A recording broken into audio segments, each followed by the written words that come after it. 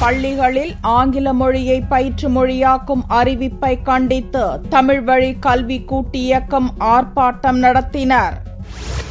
தமிழகத்தில் உள்ள 3200 துவக்க மற்றும் உயர்நிலை பள்ளிகளில் ஆங்கில மொழியை பயிற்று மொழியாக்க திட்டமிடப்பட்டுள்ளது. இதனால் கிராமப்புற மாணவர்கள் பாதிக்கப்படுவர் என்று கூறி செவ்வாயன்று நுங்கம்பாக்கம் கல்வி இயக்குநரகம் முன்னர் ஆர்ப்பாட்டம் நடந்தது. தமிழக அரசை வன்மையாக கண்டிக்கின்றோம். தமிழக அரசே தப்பு தாளம் போடாதே, தமிழ் வழி பள்ளிகளை மூடாதே. ஆங்கில வழி கல்விக்கான அறிவிப்பை திரும்ப பெற வேண்டும் என்றும் கல்லூரிகளில் முன்பிருந்த நிலையை நீடிக்க வேண்டும் என்றும் போராட்டக்காரர்கள் தெரிவித்தனர்.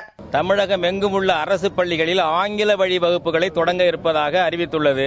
இது தமிழை அழிக்கும் செயலாகும். அந்த திட்டத்தை கைவிட வேண்டும் என்பதுதான் முதன்மையான கோரிக்கை.